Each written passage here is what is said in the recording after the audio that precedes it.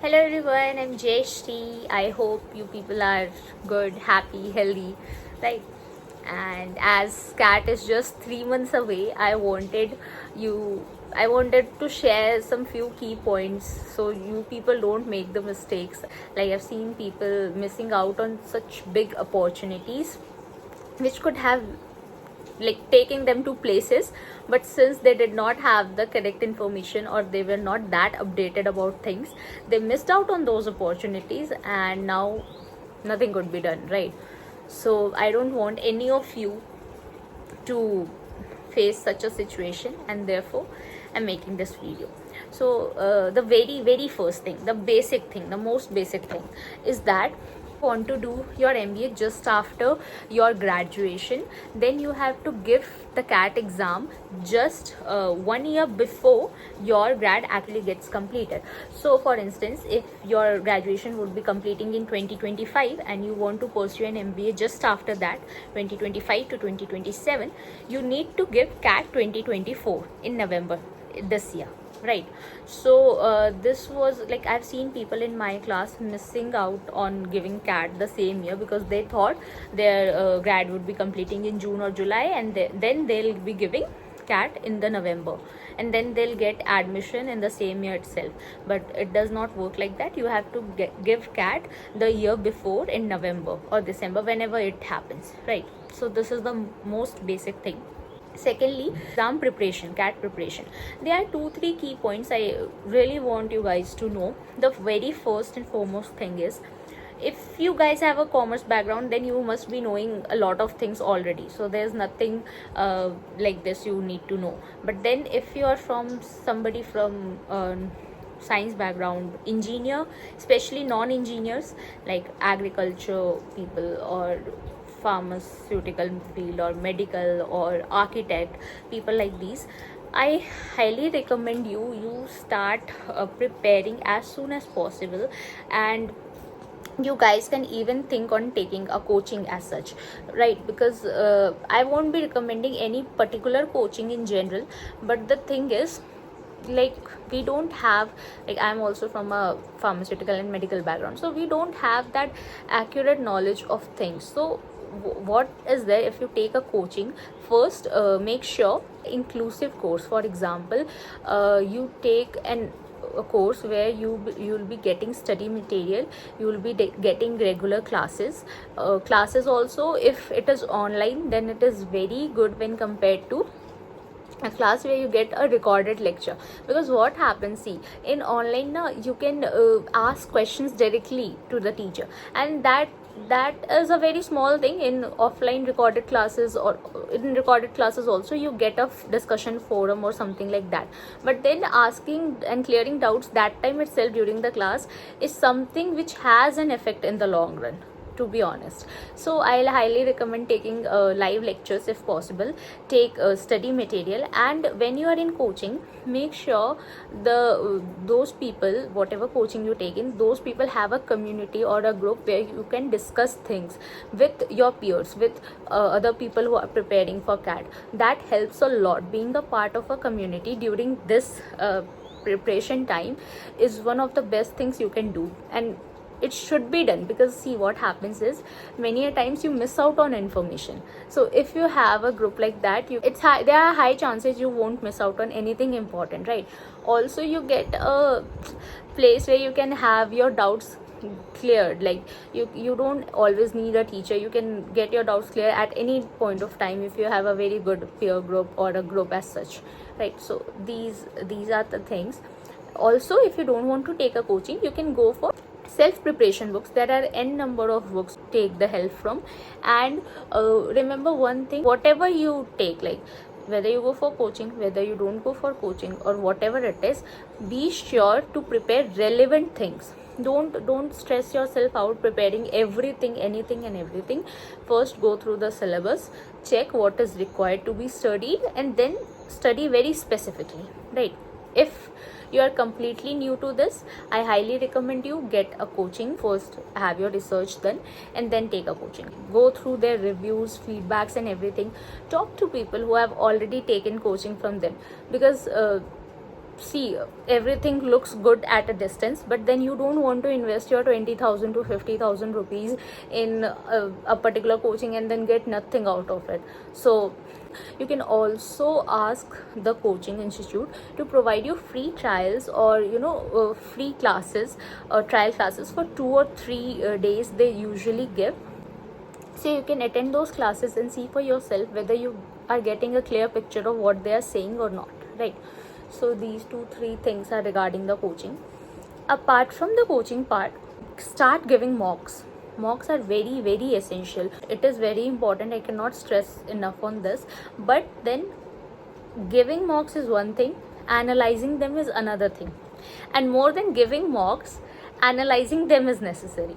Like, there's no point giving mocks and just getting things done if you don't analyze them, because what's the point when you don't know what mistakes are you making, where can you improve? So for me, I used to give 3 mocks a week, and I gave a mock in 2 hours, mostly 3 hours paper also I've given. I gave a mock and then I took 4 hours to analyze it. I spend more time on analyzing it, because that really helps, that you can identify patterns in the series of mocks you give, like where are you actually lacking, and that helps a lot. It helps a lot. So analyze mocks, don't make the mistake of not analyzing them, and I'll highly recommend you analyze your mock on the same day, right? Because what happens is, the next day you'll forget what thought process did you put in a particular VARC while answering it. So it's better you analyze it the same day. So for me, I usually gave mocks in the morning, and then from afternoon till evening I analyzed it, and then towards the end of the day or in night I revised the important topics which I missed out. This was from this preparation point of view. Now coming on to what you need to do regarding the forms, it's very, very important. It's very important. I cannot stress out enough on it. So the thing is, there are 2 types of forms. One is exam form, examination form, like CAT, SNAP, ZAT, NMAT, whatever it is. These forms are there. Another is college forms, right? So there all the IIMs are included in the CAT form itself, right? But then there are few IIMs like IIM Rohtak, which has its own separate form. In the same way, other good institutes, for instance MDI Gurgaon, SP Jain, then even DU, they have their forms separately to be filled separately apart from the CAT form. And whether they take CAT, whether they take ZAT, doesn't matter. You need to fill their form alag se, right? And the main point is, the major area of concern is, most of these forms close even before you give CAT, right? So be very, very I don't know how, but make sure you never leave out on information where there is a deadline of a form and you did not know about it, and then you miss out on those opportunities. I have had 3 to 4 friends who have missed out on MDI Gurgaon, SP Jain, these 2 colleges especially, even after having 99 percentile, because they did not know that they have to fill this form. They forgot to fill the form, and they generally don't extend the deadline. So don't wait for the last moment. Fill their forms as soon as they come out. If you're targeting these colleges, CAT results, you fill the form. Now you are anticipating a 99 percentile or a very good percentile for say, okay? And then you receive an interview call from some college, and you are very sure that with your percentile you can get a tier 1 college, and this interview call is from a tier 2 or tier 3 college.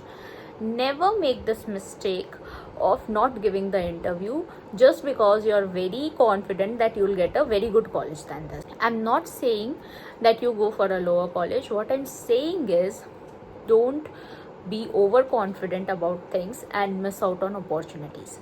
What happens sometimes is, you're very sure that you will get this college or this college or this college because you have had a very good CAT score, your interview went very well and everything, but sometimes it so happens that you don't get a call. And I don't want any of you to be in a position where you don't have any college, right? So Don't put all your eggs in one basket.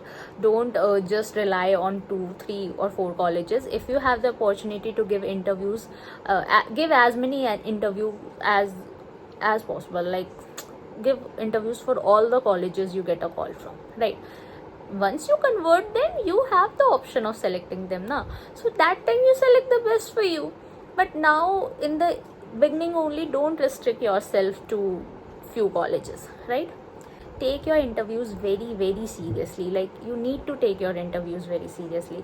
I've seen people not taking their interviews seriously, and after that they regret a lot, because you should be able to convert your best call. That's the biggest loss if you cannot convert your best call. So interviews, please take it seriously, right? Interview related things can be communicated at a later stage of time, because now exam is much more important than the interview part.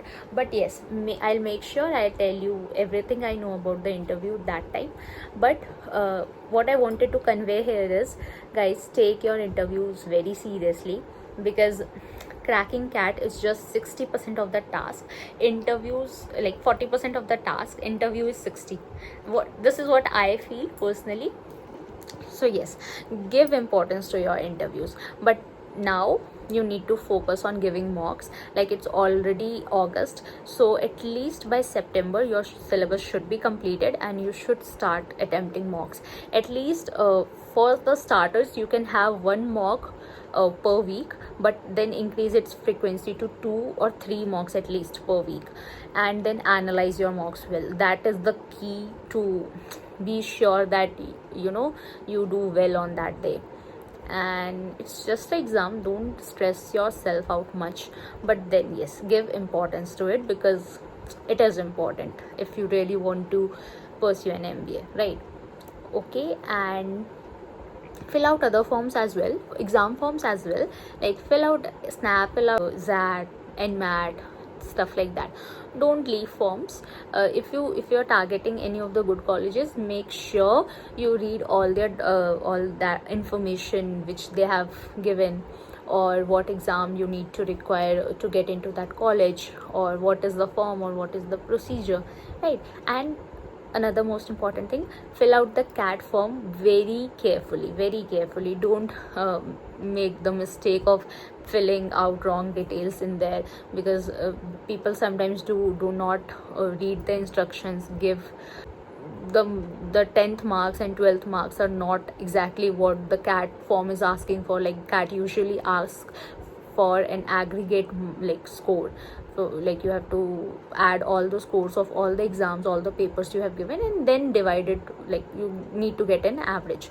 But sometimes people take best of 5, best of 6, so that shows an inflated percentage.